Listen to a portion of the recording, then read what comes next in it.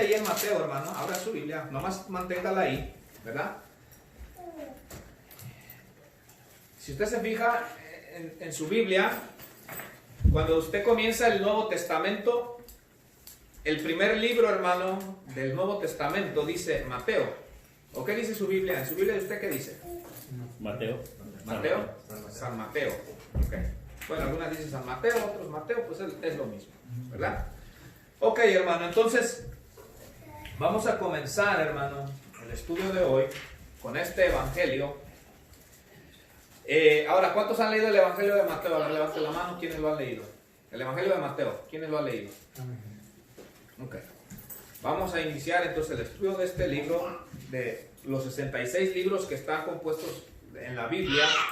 Cuando usted estudia el Nuevo Testamento, hermano, usted tiene que entender que la Biblia o los libros de la Biblia, hay unos libros que, por ejemplo, mire, los evangelios nos hablan de los relatos de la vida de Jesús.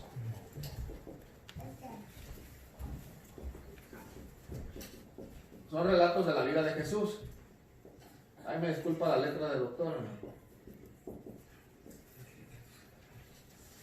Pero también, después de los 4 evangelios, está el libro de los Hechos, ¿verdad que sí? Hechos de los Apóstoles.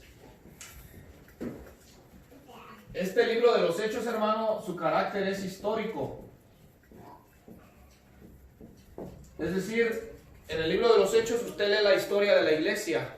Cómo comenzó la iglesia, cómo era la vida de los primeros cristianos, qué cosas enseñaron, cómo vivían, las persecuciones que tuvieron, cómo los metieron presos, cómo algunos los azotaron, cómo otros los mataron. A Esteban fue apedreado, Jacobo, el hermano de Juan, fue decapitado. El libro de los Hechos, que está después de los 4 evangelios, es un libro histórico, te habla de la historia de la iglesia, cómo comenzó. Después de los Hechos, hermano, vienen lo que se le conoce como las cartas o epístolas, pero vamos a ponerle cartas. Aquí vienen pues incluidas las cartas de Pablo, de Pedro, de Santiago, Juan y ¿quién más? Judas, pero no Judas Iscariote, ¿verdad?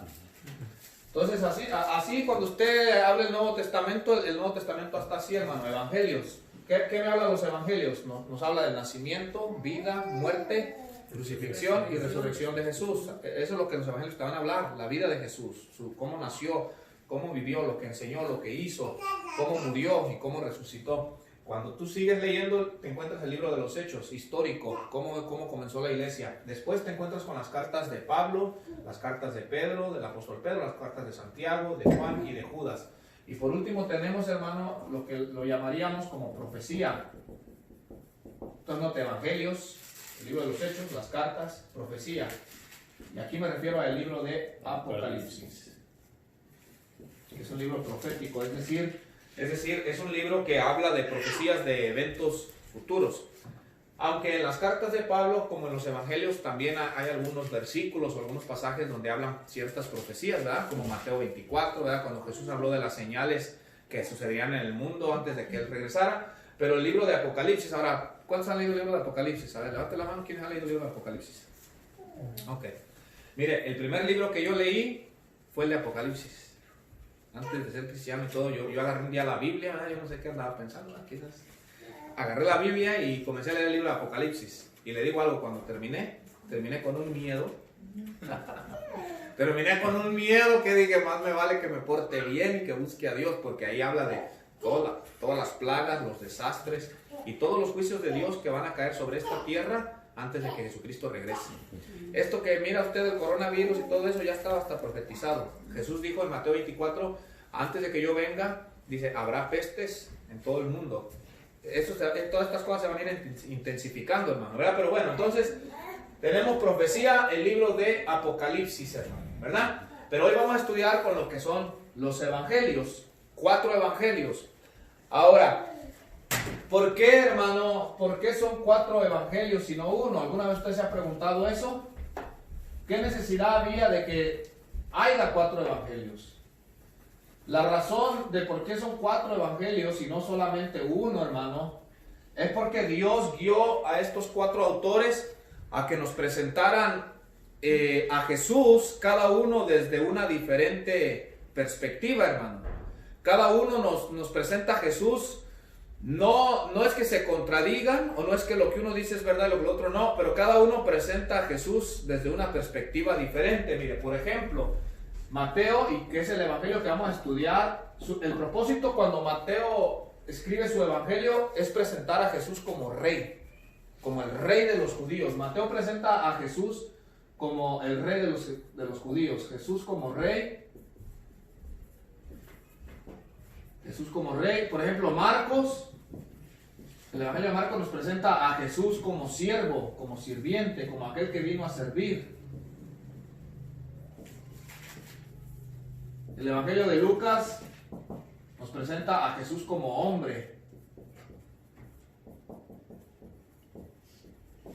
Y el evangelio de Juan, su propósito es presentarnos a Jesús como Dios. Incluso si usted se fija el primer versículo del evangelio de Juan, que es: en el principio era el verbo, y el verbo era con Dios, y el verbo era Dios, ¿verdad? Juan de inmediatamente dice: ese es mi propósito de que yo escribí el evangelio, presentarles a Jesús como Dios. Jesús es divino, ¿verdad? Entonces por eso tenemos estos 4 evangelios, hermano, porque les vuelvo a repetir, aunque en algunos de ellos vamos a hallar las mismas enseñanzas, las mismas parábolas, los mismos milagros, pero lo que estaba en la mente de cada uno de los autores era diferente. Mateo quiere presentar a Jesús como el rey, Marcos como siervo, Lucas como hombre, y Juan nos quiere presentar a Jesús como Dios, como divino, ¿verdad? Entonces comenzamos, hermano, con preguntas simples que usted se tiene que hacer con todos los libros de la Biblia. Cuando usted lee, a ver, por ejemplo, ¿quiénes han leído el libro de Génesis? ¿Quién escribió Génesis? Moisés. Bien. Moisés. No voy a decir Jonás, ¿eh? No. Moisés escribió los primeros 5 libros. Moisés escribió los primeros 5 libros, ¿verdad? Son preguntas simples, hermano, pero que usted tiene que hacer con todos los libros de la Biblia, que usted le decir quién lo escribió. Ahora, ¿quién escribió el Evangelio? Bueno, cualquiera puede decir, bueno, pues ahí dice Mateo, pero ¿quién era este Mateo? Ahora, para los que no saben, ahora sí vamos a la Biblia. Mateo 10, versículo 1, hermano. Mateo fue uno de los 12 apóstoles escogidos por Jesús. Busque su Biblia, Mateo capítulo 10, versículo 1, hermano. Amén. Y cuando le encuentre, por favor, dígame amén. Amén.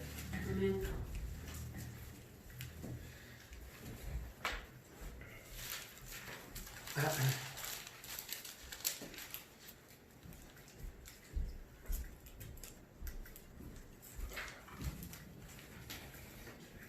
Ok, dice el Evangelio de Mateo capítulo 10, verso 1.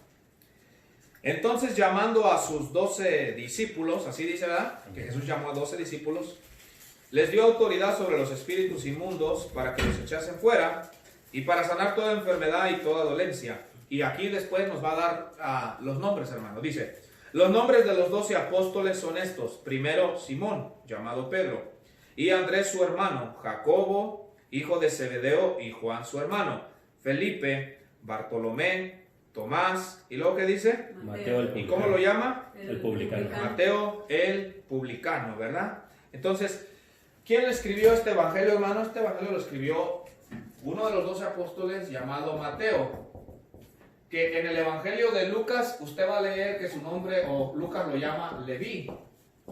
Leví. Entonces, cuando usted lea Lucas que dice Leví, se está refiriendo al mismo Mateo. Entonces, este hombre, hermano, nos dice el versículo que era un publicano. A ver, ¿a qué era un publicano? Para que nos vayamos dando una cuenta a las personas que llama Jesús, hermano. Los publicanos en tiempos de Jesús, hermano, eran recaudadores de impuestos para el Imperio Romano. Mire, el Imperio Romano gobernaba el mundo de ese tiempo, gobernaba todo el mundo, hermano.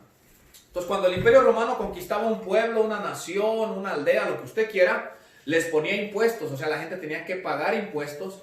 Pero el Imperio Romano lo que hacía era esto: reclutaba gente de ese mismo pueblo para que ellos hicieran el trabajo. Es decir, los romanos decían, me van a pagar impuestos, pero ponían a la gente de ellos mismos a que ellos recogieran los impuestos. Entonces, los judíos, hermano, ellos odiaban a los romanos. Ellos detestaban que los romanos los gobernaran, hermano. Entonces, si a eso le añadimos que todavía los romanos decían, pues ustedes judíos nos van a pagar impuestos, pues más los enojaban los judíos. Y luego los judíos más se enojaban cuando sabían que otros judíos eran contratados por los romanos para que esos judíos les cobraran los impuestos. Entonces, un publicano, hermano, era una persona muy detestable para el pueblo judío. Aunque eran judíos de ellos mismos, se lo pongo así, pues, para que entiendan, se lo voy a trasladar aquí. ¿Cómo se siente usted cuando mira a un hispano trabajando en la inmigración y deteniendo a otro hispano? Traicionado. Ahora, yo no siento que sean malas personas, pero si uno dice, mira ese hispano también, y anda agarrando a otros hispanos. Pues así como aquí, así como en este país, así miran a algunos hispanos que trabajan en inmigración, pues así los judíos miraban a los otros judíos que eran publicanos. O sea, decían, ellos están trabajando para nuestro enemigo y están recolectando nuestro dinero, hermano. Entonces los publicanos eran tenidos por algo bien detestable, hermano. Pero vemos que Jesús, hermano, puso su mirada en él. Y a pesar de su oficio, porque aparte los publicanos, quiero que entiendan algo, no solamente recaudaban impuestos para los romanos, sino que a veces, como decimos en México, a veces transeaban, pues. Un ejemplo, si el impuesto era cobrar tanto, ellos decían, bueno, les voy a cobrar un poquito más, esto para el imperio romano y el otro para mi bolsa. Y se hacían ricos, hermano, a costillas de los mismos judíos. Entonces por eso eran muy detestables, pero note cómo Jesús puso su mirada en él y dice que lo llamó y llegó a ser uno de los 12 apóstoles, hermano, ¿verdad? ¿Por qué? Porque eso es lo que hace Jesús, hermano. Jesús pone la mirada en personas como Mateo, un publicano despreciado, y así como lo hizo con nosotros, hermano, ¿verdad? Que también nosotros, unos en una manera, otros en otra área, teníamos cosas en nuestra vida que no estaban bien, hermano. Cosas que otras personas reprobaban en nosotros, pero a pesar de ello, Jesús puso su mirada en nosotros, nos escogió, nos perdonó, nos lavó, y ahorita Jesús está trabajando en nuestro carácter, hermano, para ser diferentes, ¿verdad que sí? Amén. ¿O somos los mismos? No. No, es que no podemos ser los mismos. Tiene que haber ya cambios. Todavía somos imperfectos, tenemos muchas debilidades, pero estamos en ese proceso, hermano. Entonces, ¿quién lo escribió, hermano? Este evangelio lo escribió Mateo, uno de los 12 apóstoles. ¿A quién lo escribió? Por lo que todo lo que vamos a ir aprendiendo en estas semanas, hermano, Mateo escribió este evangelio a judíos creyentes, o es decir, cristianos, a creyentes de origen judío. Él lo escribió, hermano, a judíos, hermano, que se habían convertido a Cristo, porque recuérdate, no todos los judíos creyeron en Jesús, no todos los judíos eran creyentes de Jesús. Entonces, Mateo escribe este evangelio porque recordemos también algo, hermano. Mateo, junto con los otros apóstoles, fueron testigos oculares. O sea, ellos estuvieron con Jesús, vieron con sus propios ojos las cosas que Jesús hizo y escucharon de primera mano las enseñanzas de Jesús. Pero, ¿qué pasó, hermano? Con el paso de los años, los apóstoles poco a poco pues, se fueron muriendo o los iban matando, hermano. Y la iglesia iba creciendo en gran número, se iba expandiendo por muchos lugares, pero los testigos oculares, aquellos que habían visto de primera mano y escuchado de primera mano, pues iban partiendo ya de esta tierra. Entonces, ¿qué es lo que tuvieron que hacer? Pues poner por escrito, hermano. ¿Para qué? Para que quedara aquí registrado de aquellos que habían visto de primera mano los milagros de Jesús, los hechos de Jesús y que habían escuchado todas sus enseñanzas. Bueno, entonces Mateo viene y él escribe, hermano, su evangelio para judíos creyentes. ¿Cómo nos damos cuenta, hermano? Les voy a dar unos datos así simples, hermano. Según la historia de la iglesia, un hombre llamado Papías, así se llama este hombre, ¿verdad? Si tiene hijos no la voy a poner así. Bueno, no sé ustedes. Este hombre llamado Papías, hermano, él nos dice que en algunos documentos históricos de la iglesia cristiana, de la iglesia que fundó Cristo, nos dice, hermano Papías, que Mateo escribió su evangelio en el idioma hebreo para los judíos, aunque también escribió el mismo evangelio en griego, pero nos dice que Mateo, como un judío que era, escribió a judíos creyentes, cristianos, en el idioma hebreo, hermano. Ahora, otra cosa que quienes han leído el evangelio de Mateo, vemos que Mateo usa mucho la palabra el reino de los cielos. ¿Usted se ha dado cuenta de eso? Amén. El reino de los cielos, mientras que Lucas usa la palabra reino de Dios. Ahora recuérdense, Lucas no era judío, ¿verdad? No. ¿Por qué leemos en el Evangelio de Mateo reino de los cielos en lugar de decir el reino de Dios? Porque Mateo era un judío y él escribe su evangelio para cristianos de origen judío. Pero recuerden algo que yo les he enseñado en otras ocasiones.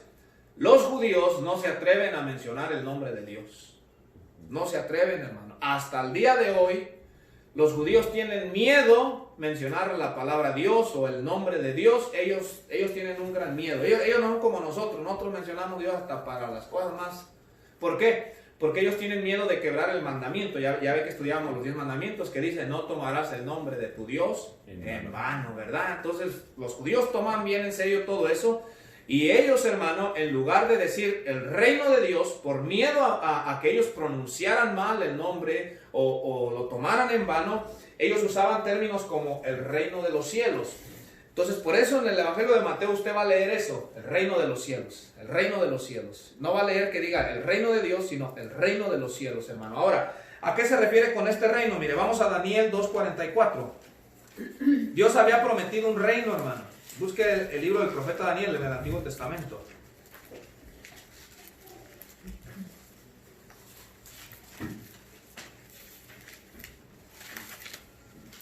Daniel 2:44. Cuando lo encuentre me dice amén, por favor.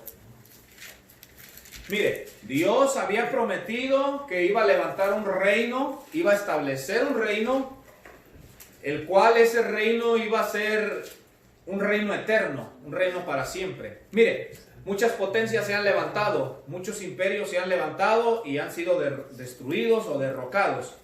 Pero Dios aquí promete y les dijo en el libro del profeta Daniel: voy a levantar un reino el cual será eterno. Ahora, yo le pregunto, ¿cuántos quisieran ser parte de ese reino eterno? Amén. ¿Cuántos quieren ser parte de ese reino eterno? Amén. Quisiera ser parte de ese reino eterno, ¿eh? Porque mire, esta potencia que dicen que es la número 1, ¿sabía usted que ya va para abajo? ¿Verdad? Los de aquí sacan el pecho y dicen: nosotros somos la nación número 1. Y bueno, está bien, ¿verdad? Económicamente y militarmente, pues les tienen miedo a esta nación, hermano, porque económicamente y militarmente, pero ya van para abajo, ya le tienen un poquito de miedo a China, a Rusia, que son naciones que van a la alza, hermano. Entonces, pero Dios dijo: yo voy a levantar en el futuro un reino. Y Dios dijo: y cuando yo levante ese reino va a ser para siempre, va a ser eterno. Ese reino no va a ser derrocado, no va a ser destruido. Estamos ahí en Daniel 2:44. Mire lo que dice Dios: y en los días de estos reyes, el Dios del cielo levantará, ¿qué cosa? Un reino. ¿Y qué va a pasar con ese reino? Que no será jamás destruido. ¿Se da cuenta? Que no será jamás destruido. Y continúa el versículo: ni será el reino dejado a otro pueblo. Desmenuzará y consumirá a todos estos reinos, pero él permanecerá para siempre, hermano. Ahora, ¿cuántos quieren ser parte de ese reino? Yo quiero ser parte de ese reino. Yo quiero ser parte de ese reino. Dios promete y Dios dice: voy a levantar un reino en el futuro que nunca va a ser destruido, no va a ser dejado a otro pueblo. Dice: mi reino, en los días del futuro, cuando estén gobernantes, dice: mi reino va a venir, va a destruir todos los demás reinos, pero el reino de Dios, dice, quedará para siempre. Está profetizado en Apocalipsis que las naciones de este mundo se van a reunir para hacer guerra contra Dios. Yo leo eso y yo digo: qué insensatez del ser humano, atreverse a hacer guerra contra Dios. Pero dice que el anticristo, el líder mundial que está a punto de surgir, ¿verdad? Que ya está a punto de poner quizás el microchip o la marca, como le quieran llamar, o el 666, este líder mundial va a juntar muchas naciones para irse a la guerra contra Dios.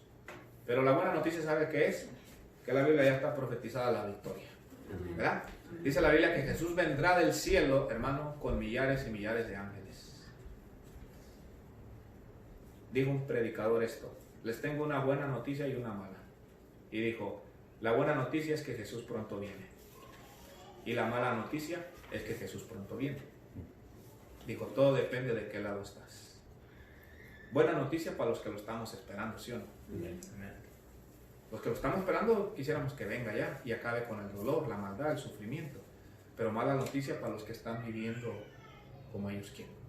porque la Biblia dice que Jesús vendrá a poner fin a la maldad, pero la maldad no es una cosa, la maldad la provocamos nosotros los humanos. Entonces cuando la Biblia dice que Jesús pondrá fin a la maldad, pues quiere decir que va a poner fin a las personas que viven haciendo maldad, ¿verdad? Pero bueno, entonces por eso vemos, hermano, que él lo escribió a judíos creyentes y él menciona el reino de los cielos, porque él les estaba queriendo decir, ¿se acuerdan lo que habló Daniel de un reino? Pues Mateo constantemente está hablando del reino de los cielos. Ahora, otra manera que nos damos cuenta que Mateo escribió para creyentes judíos es porque Mateo, de los 4 evangelios, cita 129 veces el Antiguo Testamento, hermanos. 129 veces el Antiguo Testamento. Y ya vamos a mirar cuando vayamos estudiándolo. Cómo Mateo habla algo de la vida de Jesús y quienes han leído dice... Y esto sucedió para que se cumpliese lo dicho por el profeta. ¿Ha leído usted eso, sí o no?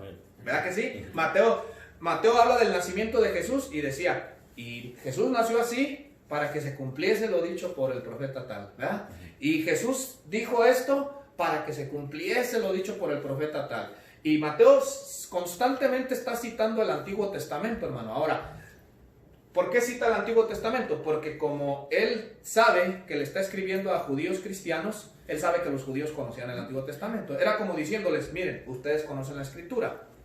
Y Jesús cumplió las profecías de la Biblia, ¿verdad? Entonces, ¿a quién lo escribió? Ahora, ¿para qué fue? Aquí está otra pregunta, hermano. ¿Para qué fue escrito el Evangelio? ¿Con qué propósito? Usted siempre tiene que preguntar, ¿quién lo escribió? ¿Para quién lo escribió? ¿Y con qué propósito lo escribió? Ahora, ¿de qué acusaron a Jesús, hermano, en el juicio que le hicieron antes de crucificarlo? ¿Cuál fue la acusación que le lanzaron a Jesús? Blasfemia. Blasfemo. ¿Pero qué es lo que dieron a entender con decirle a Jesús, eres un blasfemo? Porque ¿qué era lo que Jesús afirmó ser? Hijo de Dios. Decía que era el Mesías. Era el Mesías, el Hijo de Dios. ¿Ah? Ahora, entiendan esto, hermano. Cada que Jesús en los evangelios decía, yo soy el Hijo de Dios, estaba diciendo, yo soy de la misma naturaleza que Dios. Estaba diciendo, yo soy igual al Dios que ustedes adoran. Para los judíos eso era una blasfemia. Ahora, si no era cierto, era una blasfemia. Ahora, porque a Jesús lo miraban como humano, de carne y hueso. Entonces, se los pongo así, hermano. Que usted mira a un humano aquí de carne y hueso, que venga a decir, yo soy igual a Dios, ¿qué pensaría usted de esa persona? ¿Qué blasfemo? Es un blasfemo. No, yo diría que hay que llevarlo al manicomio también. Este es culpa que lo llevamos, hay que ponerle una camisa de fuerza y llevémoslo al manicomio, ¿verdad? Les preguntaría aquí en Guadalajara si hay un centro psiquiátrico o algo para llevarlo. Si alguien se atrevería a decir, yo soy igual a Dios. Bueno, pues quiero que entiendan, hermano, que cuando Jesús decía, yo soy hijo de Dios, en otras palabras está diciendo, yo soy de la misma naturaleza de Dios. Por lo tanto, yo soy igual al Dios Padre que ustedes adoran. Pues los judíos miraban a Jesús de carne y hueso y decían, ¿cómo te atreves a decir que eres igual a Dios? Pues, ¿cuál fue la acusación? Eres un blasfemo. Y como la ley judía decía que a los blasfemos los tenían que, o la sentencia era la muerte. Entonces, a Jesús lo acusan de blasfemo, hermano, y lo ponen a muerte. Entonces, ¿cuál era el propósito? ¿Para qué fue escrito, hermano? Entonces, recuérdese, Mateo le escribe a los judíos. Muchos de ellos, los que no se habían convertido, ellos decían, no, si es como Jesús va a ser el Mesías, el rey de ese reino. Ellos decían, si Jesús murió como un blasfemo. ¿Cuál fue el propósito de Mateo, hermano? El propósito es dos. Número uno, presentar a Jesús como el cumplimiento de las profecías del Antiguo Testamento. En el Antiguo Testamento estaba lleno de profecías de un rey que vendría, de un Mesías, de un Salvador. Los judíos lo estaban esperando, hermano. Los judíos tenían siglos esperando a ese rey o a ese Mesías o a ese Salvador. Es más, le digo algo, hasta el día de hoy los judíos siguen esperando al Mesías. ¿Verdad que sí? ¿Sabía usted eso? Póngale ahí en YouTube, judíos orando en el muro de los lamentos. Están ahí orando en el muro de los lamentos. ¿Sabe qué están pidiendo ellos? Mesías ya ven. Pero ya vino. El Mesías ya vino, el problema es que ellos no lo reconocieron, ¿verdad? Porque dijeron, no, ¿cómo iba a ser ese nuestro Mesías? ¿Cómo iba a ser ese nuestro Salvador, nuestro Rey, si murió clavado en una cruz? Entonces, ¿cuál es el propósito? ¿Para qué fue escrito? Mateo comienza a explicar, a escribir, y les dice, no, mire, todo lo que le sucedió a Jesús, incluyendo su muerte, fue cumplimiento de las profecías del Antiguo Testamento, hermano. Porque, por ejemplo, por citarte un ejemplo, Isaías capítulo 53, ¿qué nos habla? Nos habla de los sufrimientos del Mesías que había de venir. Es decir, desde el Antiguo Testamento estaba profetizado que ese Mesías, que ese rey de los judíos, iba a sufrir, hermano. Los judíos no entendieron así. Por eso Mateo, como les está escribiendo a judíos, les dice, no, miren, Jesús no es un blasfemo. Jesús es el Mesías que cumplió con todas las profecías que estaban escritas del Mesías en el Antiguo Testamento. La segunda razón o propósito para qué fue escrito este evangelio, hermano, fue para, como les vuelvo a repetir, como ellos habían oído a primera mano las enseñanzas de Jesús, la iglesia estaba creciendo, entonces Jesús enseñó muchas cosas, hermano. Entonces, ¿cuál era otro propósito? Proveer el contenido de las enseñanzas de Jesús como manual de instrucción para la iglesia. O sea, que la iglesia tuviera un manual de instrucción de las enseñanzas que Jesús había dejado. O sea, que los discípulos, los nuevos creyentes, supiéramos cómo Jesús quería que viviéramos, qué cosas quería que hiciéramos, qué cosas no quería que hiciéramos. Entonces Mateo pone por escrito, incluso si usted se fija, Mateo es de los que, si usted compara el evangelio de Mateo con el de Marcos Jesús enseñó, sino el evangelio de Marcos habla más de las cosas que Jesús hizo. Usted se fija, el evangelio de Marcos rapidito habla de Jesús haciendo milagros, Jesús bautizándose y echando fuera demonios y sanando enfermos, ¿verdad? No tanto enseñando, aunque tiene algo, pero el evangelio de Mateo, quienes lo han leído, tiene mucha enseñanza o muchas de las cosas que Jesús enseñó. Entonces ahí está, para eso fue escrito, hermano, con esos dos propósitos. ¿Cuál es el tema principal? Mire, si usted quiere resumir qué era lo que estaba en la mente de Mateo, el tema principal de todo evangelio, lo que Mateo quiere transmitir es decirnos esto: Jesús es el rey de los judíos. Eso es lo que Mateo quiere decir en todo su libro. Jesús es el rey de los judíos. Jesús es el rey prometido. Pero ahorita no quiero que vaya a pensar que solo de los judíos, ¿verdad?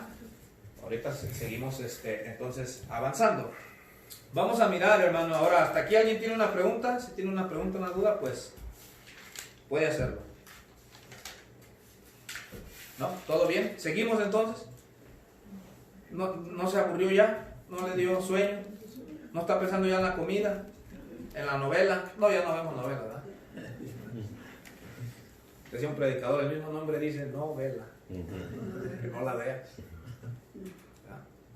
Bueno, vamos a hablar de algunas características del Evangelio de Mateo. Lo primero que vemos, hermano, algunas características de este Evangelio es el interés que Mateo muestra por los judíos.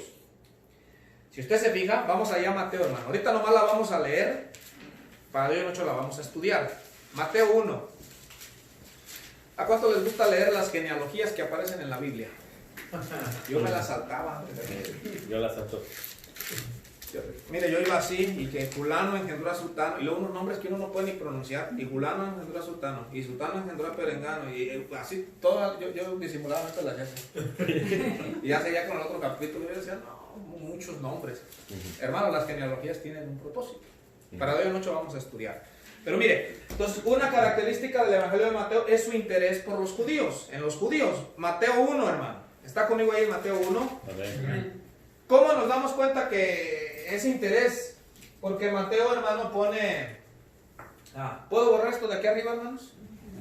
¿Sí? ¿Sí? No, como quiera ni anoté, diga. Bórrelo. Una foto. ¿Verdad? Sí, eso es lo que pueden hacer también. Tomar una foto y ya en su casa... Mire, lo primerito que... Cuando usted comienza a leer el Evangelio de Mateo, Mateo le pone una genealogía.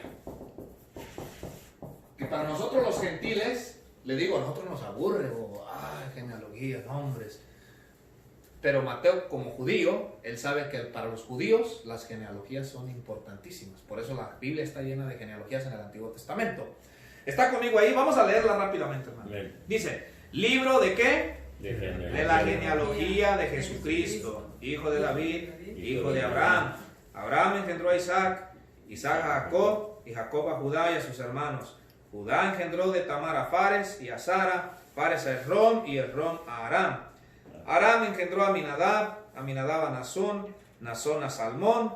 Salmón engendró de Rahab a Boz, Boz engendró de Ruth a Obed y Obed a Isaí. Isaí engendró al rey David, Y el rey David engendró a Salomón, de la que fue mujer de Urías.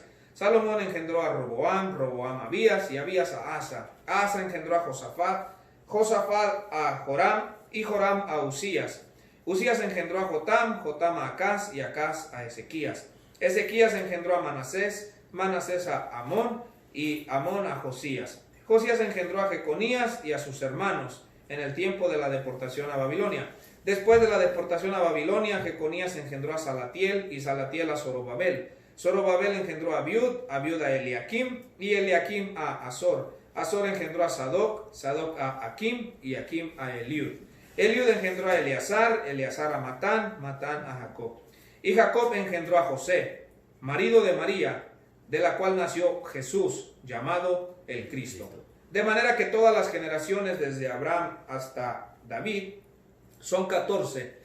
Desde David hasta la deportación a Babilonia, 14. Y desde la deportación a Babilonia hasta Cristo, 14, hermano. Entonces, mire, uno comienza el evangelio y uno dice, bueno, ¿qué? ¿Y a mí qué? ¿Verdad? ¿Y todos estos nombres a mí qué? Dice uno. ¿Y qué? ¿Y a mí qué?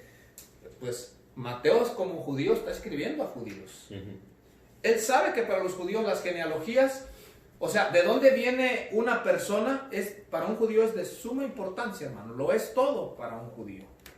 Entonces, como Mateo les está queriendo decir, Jesús es el rey de los judíos, lo primerito que el judío preguntaría es, ¿cuál es su genealogía para que tú me digas que él es nuestro rey? Y si usted se fija, entre todos los personajes que Mateo escribe, él habla de dos muy importantes. Abraham, que podemos decir que Abraham es el padre, por así decirlo. De la fe. Bueno, el padre de la fe sí, pero aquí me refiero a que es el padre de este pueblo, de ahí vienen los judíos, de Abraham. Vamos a decirlo así, el padre de los judíos. Y Mateo menciona otro personaje bien importante, David, que era el rey fue el rey de Israel. Y a David, Dios le dijo, un hijo tuyo, David, será rey para toda la eternidad. ¿Usted ha leído esa profecía? Entonces, Mateo está queriendo decir, miren, este Jesús no es cualquier Jesús. Mateo traza la genealogía de Jesús hasta David. En otras palabras, le está diciendo, hey, ¿se recuerdan que Dios le dijo a David que un hijo de él reinaría? Pues Mateo le está diciendo, bueno, pues Jesús era hijo de David. Y luego les dice, pero vamos más para allá, dice Mateo. Dice, este Jesús viene siendo descendiente del mismo Abraham. ¿Y qué palabra le dio Dios a Abraham? Le dijo, en tu simiente serán benditas todas las naciones de la tierra. Dios le dijo a Abraham, van a ser una persona, descendiente tuyo, Abraham. Y por causa de esa persona, cuando dice tu simiente, no estaba hablando de toda la nación de Israel, sino dice uno que van a ser descendiente tuyo. En tu simiente serán benditas todas las naciones de la tierra. Entonces, por eso vemos cómo Mateo tiene un interés en los judíos y les comienza hablando de la genealogía de Jesús. Otra, pues ya les hablé de la terminología, las palabras que usa, el reino de los cielos. Él sabía que le escribía a creyentes judíos, no los quería ofender mencionando a Dios a cada rato y por eso decía el reino de los cielos.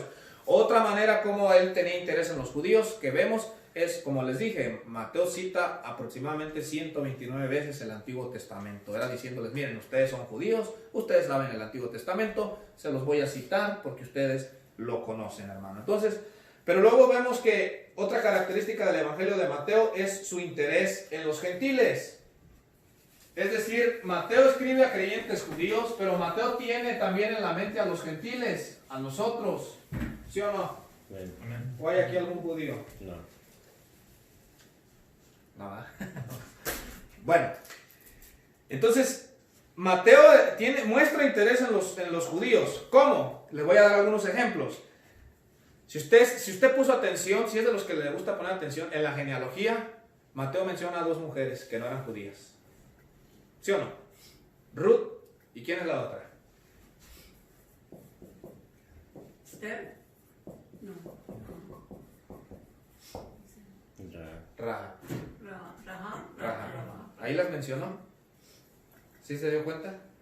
O si lo lee con atención, Mateo en la genealogía de Jesús incluye a dos mujeres que no son judías. ¿Por qué? Porque Mateo también desde el principio está diciendo, aunque Jesús es el rey de los judíos, Mateo está diciendo, pero en realidad el propósito de Dios es más amplio. No era nomás salvar judíos, era salvar a gente de todas las naciones. Y por eso Mateo desde el principio incluye a dos mujeres que no son judías, como diciéndonos, toda persona que cree en Dios, no importa su nacionalidad, Dios la salva. Porque sabemos que Ruth y Rahab no eran judías, hermano, pero tuvieron fe en el Dios de la Biblia y Dios las salvó, ¿verdad? Otra manera, hermano, que leemos en Mateo, en el capítulo 2, nos habla de, bueno, nosotros hoy en día decimos los reyes malos, ¿verdad? Hasta nombres les pusimos, Melchor, Gaspar y Baltasar, ¿verdad? Que la Biblia no menciona sus nombres. Pero, por ejemplo, Mateo tiene un interés en los gentiles, lo vemos en su evangelio porque menciona a los sabios del oriente. Que si usted se fija, no están en los otros evangelios. ¿Verdad que no? No. Marcos no los cita, Lucas tampoco, ni tampoco Juan.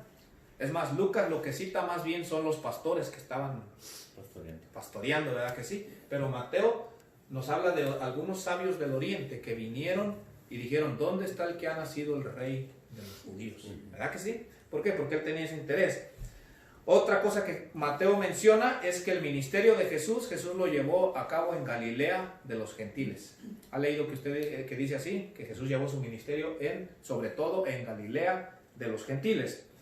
Otra cosa, hermano, que Mateo registra en su evangelio, que tiene que ver con un gentil. ¿Cuántos han leído la fe del centurión romano? Un centurión romano, no era judío, que tenía a su hijo enfermo y vino a buscar a Jesús. Y mira la humildad de este hombre y la fe. Le dice, maestro, yo no soy ni siquiera digno que entres a mi casa. ¿Verdad que sí? Di tu palabra y va a quedar sano.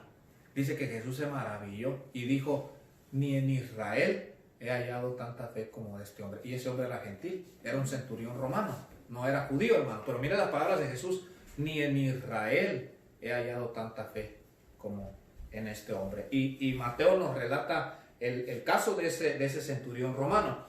Otra cosa que leemos en Mateo, hermano, poniendo su interés en los gentiles, Jesús está enseñando, hermano, y están hablando de cenar, de comer en el reino de los cielos, estar a la mesa en el reino de los cielos. Y si usted ha leído, Jesús dijo esto, porque vendrán muchos del oriente y del occidente y se sentarán con Abraham, Isaac y comerán en el reino de los cielos. ¿Verdad que sí? Mire, ya Jesús estaba anunciando, dijo, van a venir muchos del oriente, muchos del occidente, o sea, muchos que no van a ser judíos de aquí de esta tierra, y dice, y van a ser parte del reino de los cielos. Hermano, gloria a Dios.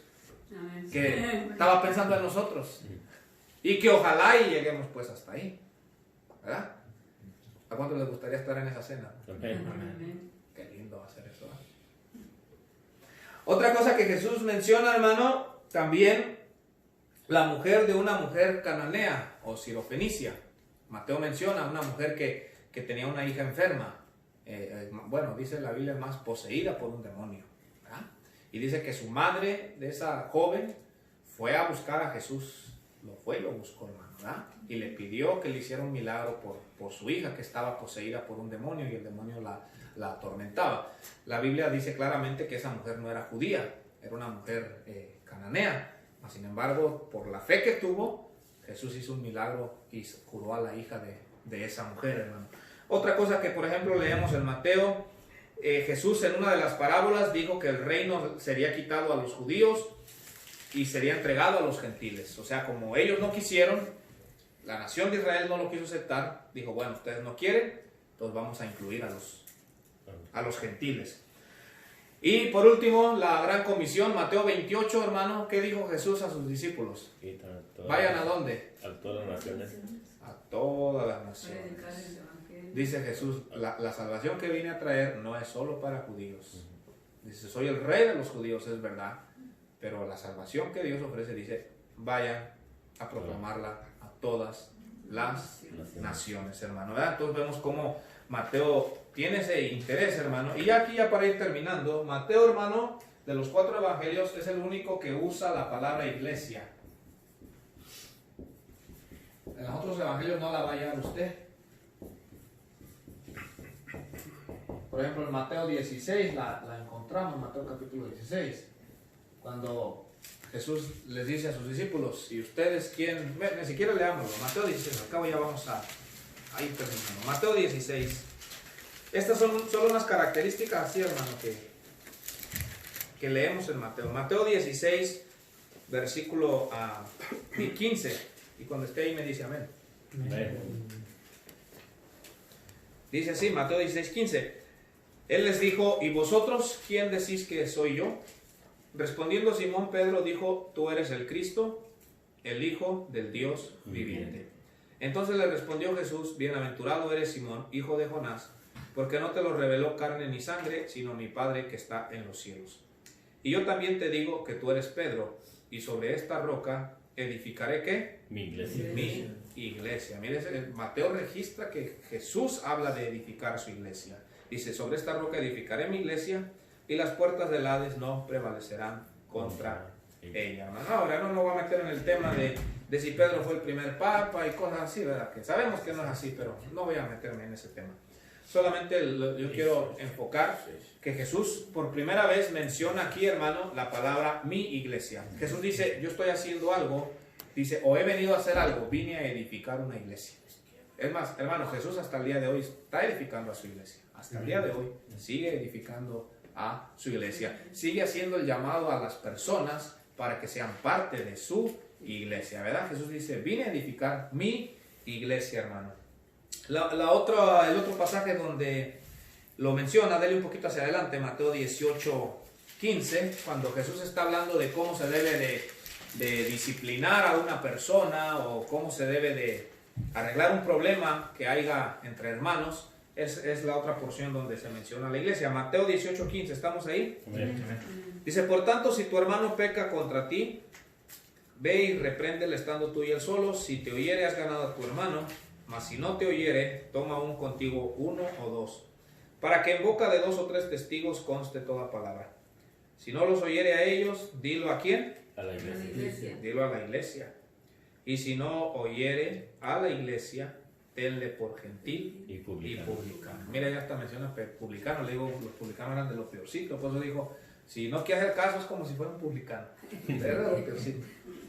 Pero lo que quiere decir aquí habla pues de dilo a la iglesia. Entonces, Mateo en estos 2 pasajes menciona la palabra iglesia. Es el único evangelio que lo menciona, hermano. Por un lado, dándonos a entender, recuérdense algo, hermano, cuando se usa la palabra católica, nosotros no nos deberíamos de espantar, porque la palabra católica significa universal. Entonces, cuando un ejemplo, si usted le dicen, ¿tú perteneces a la iglesia católica? Usted puede decir que sí. Yo soy de la iglesia católica, pero no romana.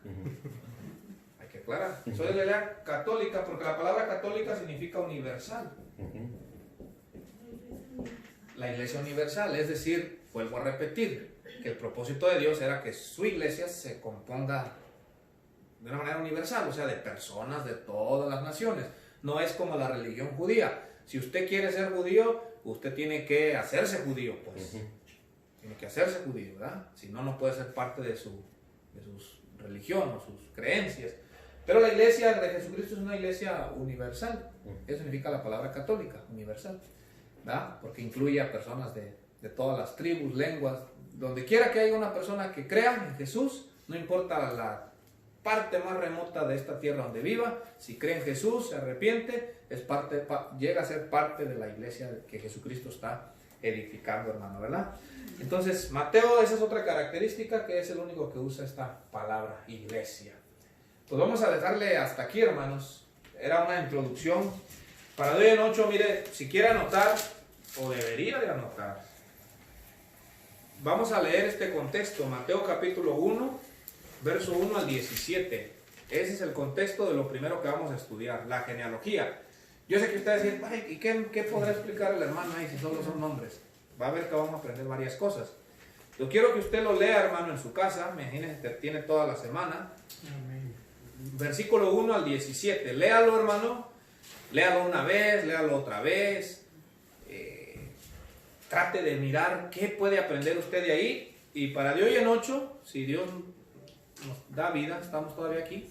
Antes de iniciar, como le digo, que usted pueda decirme qué usted aprendió. Usted lo lee y usted diga, yo aprendí esto, hermano. Entonces, verso 1 al verso 17. Vamos a dejarle hasta aquí, hermano. ¿Alguien tiene una pregunta o un comentario? Pues lo puede hacer, hermano. Si tiene una pregunta o una duda.